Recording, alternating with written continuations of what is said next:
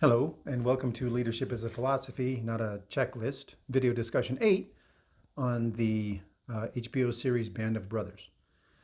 So, obviously, there's a whole bunch of different things going on here. So, there's the HBO series Band of Brothers, came out 2001. There's the book by Stephen Ambrose, Band of Brothers.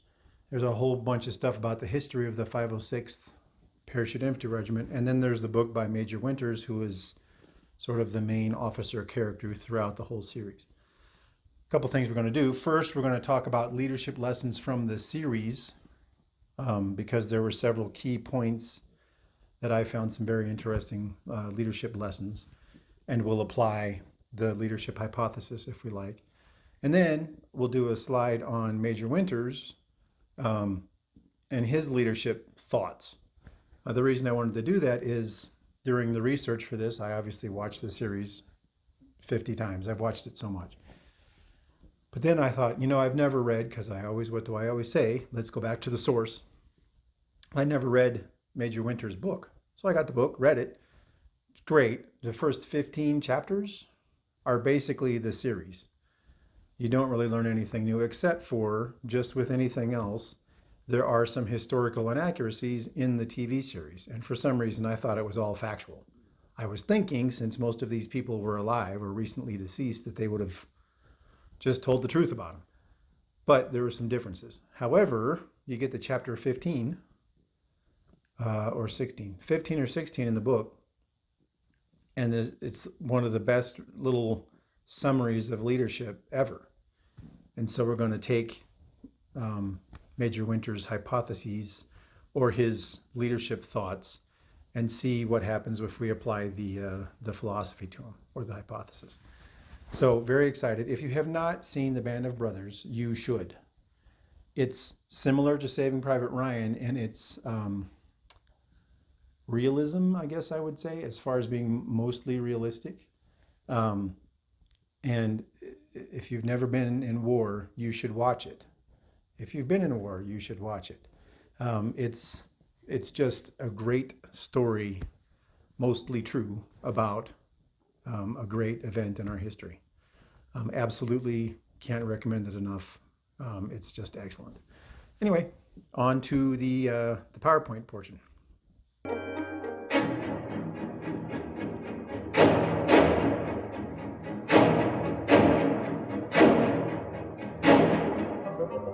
So we will now begin with our PowerPoint portion, as we always do. Just a couple of things. As much as I would adore to show clips from the movie or from the series, I don't want to get in trouble with algorithms and the bots. I've had a couple of things that I did get already a copyright claim against them, even though I was using the smaller screen and little things. So I'm really trying not to do that. So fine. Just be aware that we're going to use screenshots and talk about stuff. If you really want to know what we're talking about and get the full context, please go watch the series. As always, go to the source. So once again, this is leadership lessons from the series. So I'm going to talk about them as they're displayed, and when I can, talk about deviations from what happened in real life. So the company, Easy Company, 2nd Battalion 506, started off at Camp Toccoa in Georgia. And they were formed up to go start an airborne unit, and it was going to be one of the first airborne regiments. And what famously happens in there is it opens up with this guy, Captain Sobel, and he's ranting and raving and ripping and racing, going through doing an inspection and finding, the smallest things he can possibly find. Like, I can't even see, watching this on the big screen, I couldn't see the piece of string he was talking about. If you go and read the book by Major Winters, talks about that he would just make up stuff. He would just go, sometimes, like at one point, there was a soldier standing in front of him that was absolutely flawless, and he didn't like the way he pronounced his name, so he gave him a gig for that. What I found interesting is that reading Major Winters' book, he credits the fact that Easy Company was so disciplined to Captain Sobel's leadership style. And I thought about it as I was reading it, and I realized that I think I disagree. because he says that, Sobel was such a tyrant. He was doing all sorts of terrible things, made the guys go 12-mile marches without drinking from their canteen for 12 miles in Georgia in the heat. That's abuse. He would go through and just do inspections, and anything that he didn't like was suddenly contraband. The famous scene in there where he's looking and finds a soldier has a bunch of letters, and he considers them contraband because they're letters from home. He goes, how does this guy have this much time for correspondence and all these sort of things? But what I think and what I find, because I know other special organizations in the Army, at least, where they don't do any of this. It's just, here's the standard, and we establish the standard, and either you achieve that standard or you don't.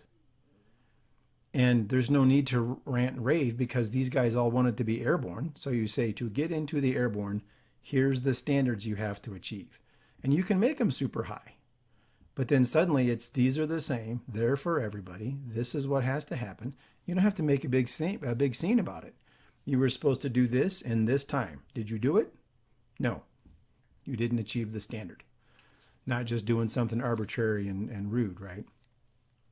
But this guy Sobel's terrible because he knows that he can do anything he wants because those guys or those people are going to stay, and because they want to be airborne so bad. So they'll put up with all sorts of stuff.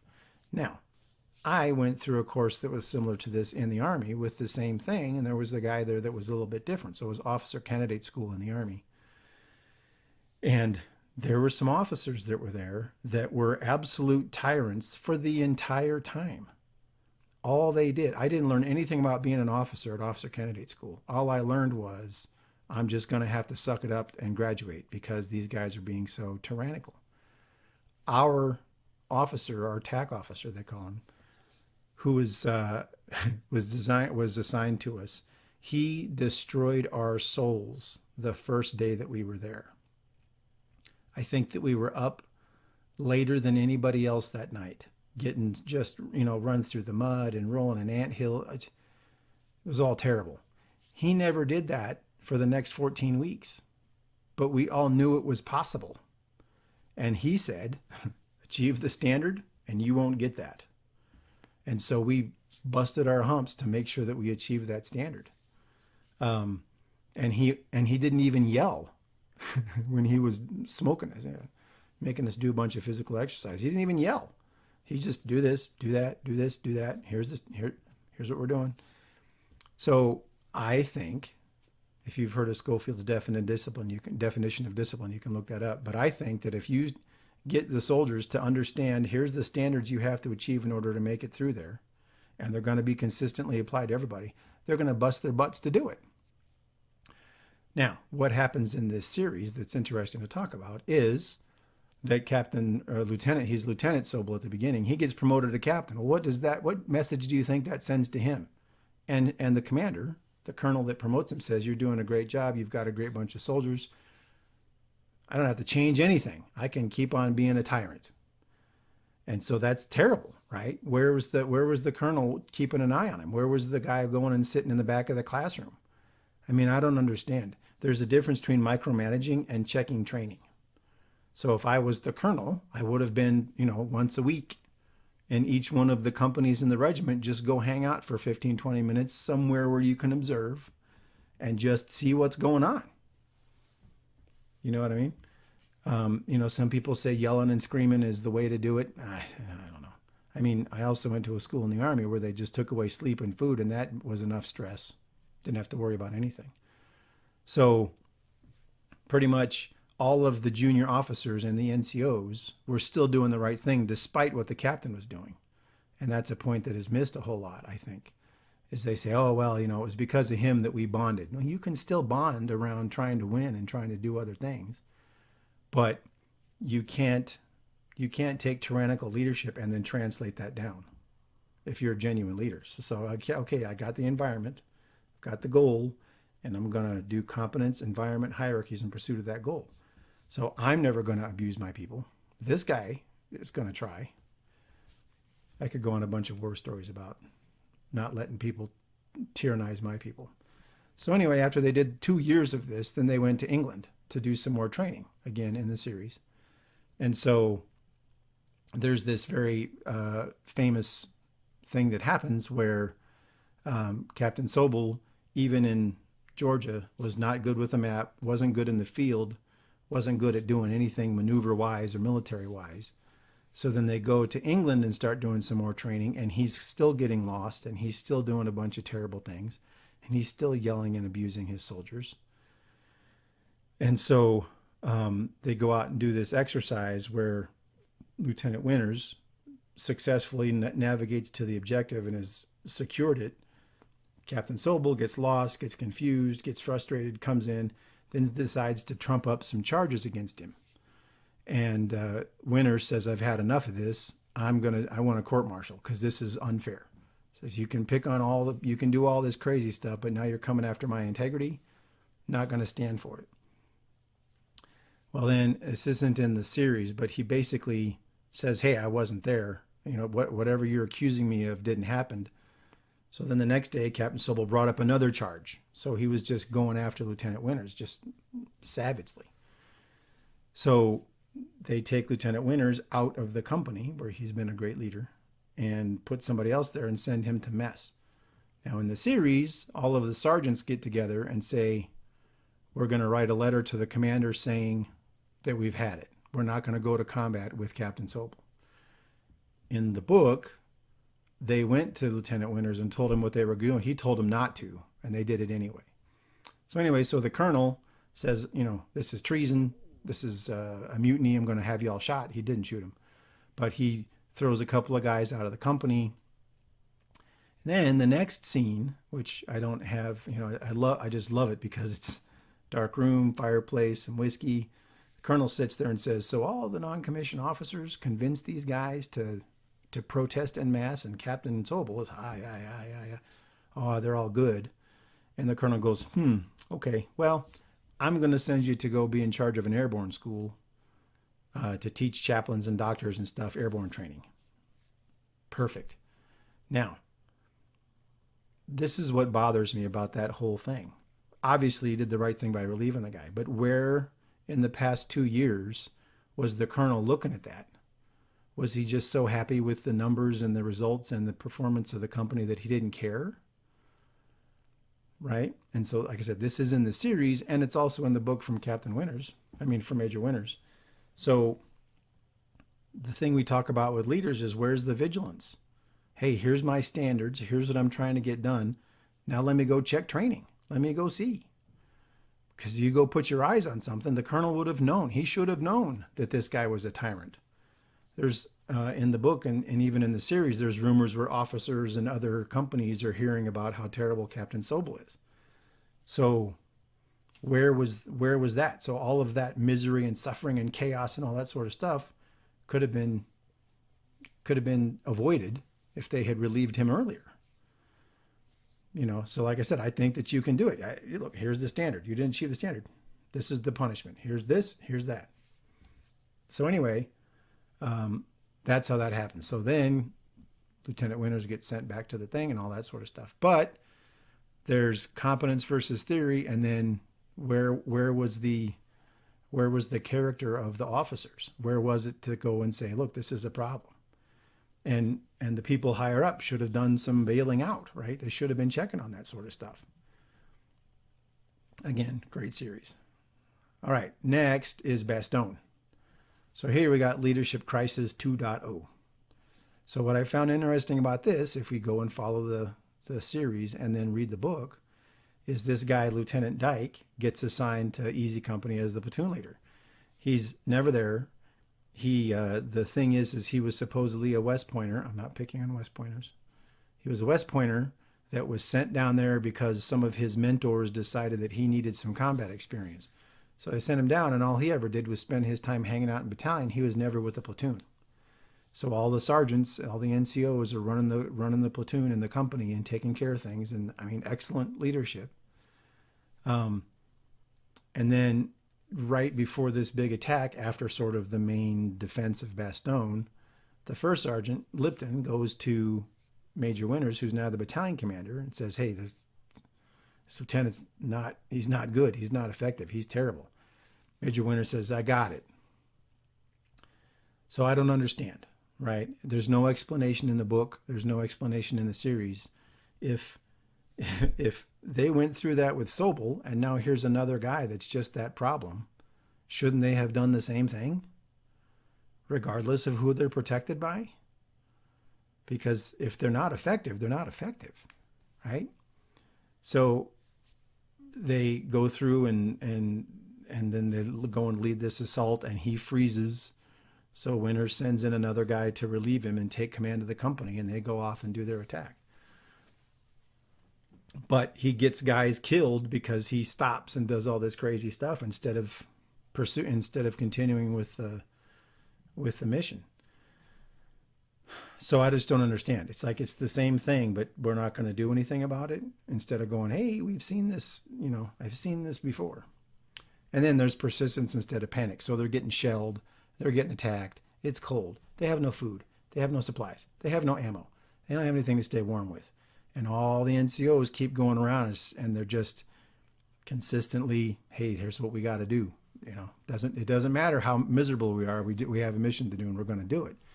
The fact that nobody panicked is amazing, right? Because panic is contagious, but so is confidence, right? So an amazing example of that as well. My favorite little scene, there's a bunch of them, but my favorite scene is when this guy gets relieved, Captain Dyke, or Lieutenant Dyke. This is a guy named Lieutenant Spears that's there. And Major Winters goes, Spears, and Spears runs over. He goes, go relieve him. And he just runs out. He just runs out, relieves. Amazing. Amazing. Watch the series if you haven't watched it. If you have watched it, watch it again. All right. So this one is the one that I find the most interesting. Because when I first saw it, I just was nodding my head going, man, what would I have done in that situation? So they were in Hagenau, and they had this mission to go across the river, try to get some prisoners from this thing they thought was an outpost, some German prisoners, and then bring them back. Well, they did. Went over, crossed the river, got 2 prisoners, came back. One kid died because he threw a hand grenade and then didn't wait for it to blow up before he jumped in the room. So he got fragmentation all on his face and he died. Obviously terrible. But they got 2 prisoners. So the next day, so this is going to be a little bit of a difference between the book and the series. So the next day, the colonel, the brigade commander, is bragging about how they got these 2 prisoners and how amazing the mission was and all the information they got from these 2 soldiers. So the mission comes around. They say they want another one. Go get some more prisoners. Well, what Lieutenant Winters or what Major Winters does is he sits there. He's talking to the intelligence officer. Says, "What are we trying to do? What's the point? What's the objective? We got 2 prisoners. We got all their information from them. We want 2 more dudes that are going to tell us the same thing." The brigade commander shows up, says, "Great job. Good luck on the mission tonight. You got super proud of everybody," and then leaves. So Major Winters walks in, gets everybody together, says, "Hey, good job, excellent job. But you did such a great job. We got to do it again." And everybody's just, you could just tell their morale is shot because it's February or March. There's no more resistance. There's nobody doing any fighting. Everybody's just kind of sitting there not doing anything. Well, Major Winters says, "Okay, here's the plan. Here's the mission." One of his sergeants says, "Sir, we're not changing the plan from last night." He goes, "No, except I want everybody to get a good rest tonight. And then tomorrow you're going to report to me that you went across the river and you didn't find anybody and came back. But I want everybody to stay here." So he didn't go out on a mission. And then Lieutenant Nix wrote the report saying, "Here's what happened and we didn't find anybody." Now, did Major Winters do the right thing? Okay. In the book, he basically says that Colonel Sink was partying and came over and was kind of drunk and said, "I want you to go do this." And Major Winters said, "Okay," and then didn't do it. Well, here's the factors. Major Winters knew they were getting pulled off the line the next day. He didn't want to put any of his soldiers at risk anymore. One of them had died for just, for two prisoners. And what are we doing? He didn't see the value for the mission. So disobeying a direct order, was it the correct thing to do? I don't know. I thought it was the right thing to do because here's what happened, right? The war's ending. Everything's winding down. I forget the name of the battle. I should have looked it up. But in World War I, there's this famous story about the day before Armistice Day, there was this great big attack that some American general launched and got 8,000 soldiers killed the day before the war was over. And he knew the war was ending, and they went and did the mission anyway. So he went and got 8,000 guys killed for what? Exactly. Right? I don't know. But when I looked at it, my gut instinct was he did the right thing. Because what is the point? What are we doing? What are we trying to do? And the colonel obviously never came around and checked training, so he could get away with that. I don't know. But he didn't want to see any more of his guys get killed.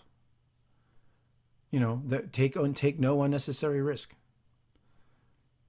I mean, it's one of the things I say all the time. There's risk, and you try to mitigate it. If it's unnecessary, why are you doing something that's just risky to show off? I don't know. So, amazing series. Please watch it. Now, real quick, we're going to go through applying Major Winter's leadership principles, because he calls them leadership at the point of the bayonet. So here you go. And like always, we're going to apply the character to it and the talent. I don't know. So strive to be a leader of character, competence, and courage. I'm willing to say that the character that we see all the time, and you should have strong character as a leader. I believe the characteristics are integrity, humility, empathy, and vigilance. So if you've been with me for this whole time, we may change it from the philosophy to the character or the characteristics. I don't know.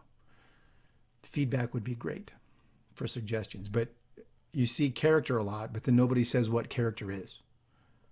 Well, he's a strong character. Well, you also see a comedian's a character, right? All right, lead from the front, say follow me, and then lead the way. Well, integrity, vigilance, empathy, right? If you're gonna have your soldiers do it or your people do it, you do it. And this is the same for the civilian world.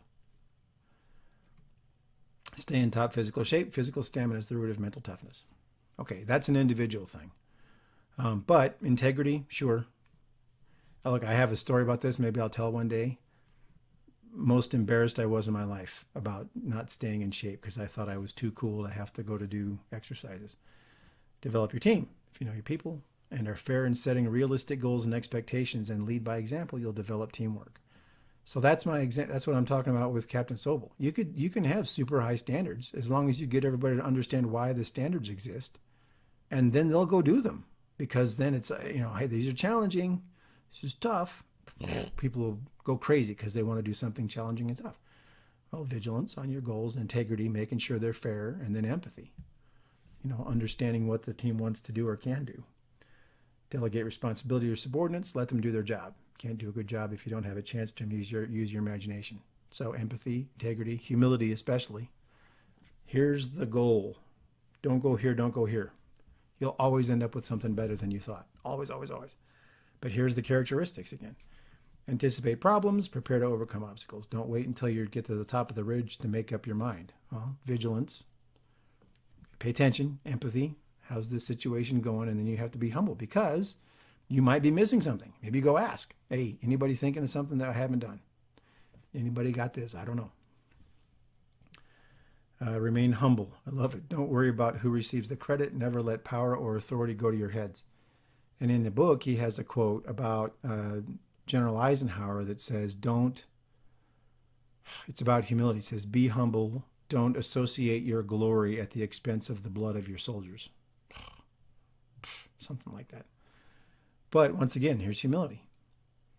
Take a moment in self-reflection. Look at yourself in the mirror every night and ask yourself if you did your best. Vigilance.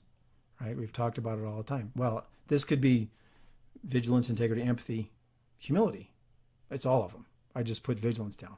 So pay attention to yourself. Did you maintain integrity with the organization and your people and yourself? Did you empathy lets you know, did you maybe do the right thing or the wrong thing, and humility to admit that maybe you did do something wrong. It is possible. Just because you're the boss does not make you so cool. True satisfaction comes from getting the job done. The key to a successful leader is to earn respect, not because of rank or position, but because you're a leader of character. It's a good statement. I couldn't think of that, but it's once again talking about character. What's character? That whole chapter 15 I told you about in the book, he talks about start with honesty. That's the cornerstone of your character. Well, that's integrity. He talks about be humble. That's where the quote from Eisenhower is. And then keep an eye on yourself, looking at the thing. The only thing he doesn't really talk about is empathy, but he talks about, empathy is feeling your way through those situations, but they're all there. It's all the time. Every situation that you approach, those characteristics should be applied in whatever degree is necessary, but 0 of them is bad, right? So those things have to all govern each other. Hang tough, never give up. All right, so Band of Brothers. I have it on DVD, and it's filmed to look like Saving Private Ryan, so I don't care because it's kind of grainy and black and white and stuff. So it's excellent. And then this is the book by Major Winters. And if you read this, I almost think this is better than the Band of Brothers because I read that book too. But this is great. That last chapter, 15 or 16, where he talks about leadership, it's exquisite. It's perfect. But once again, it's the sort of book that a leader should write because he doesn't prescribe. He even says, there's going to be a lot of things and a lot of times where you have to apply a bunch of stuff, but do these things and you're going to be fine. Love it. Anyway, as always, thank you for your time. Couldn't recommend this highly enough to everybody because the lessons, the examples of leadership that are in there are not just military. They work in the civilian world as well. So anyway, thanks so much for your time and have a great day.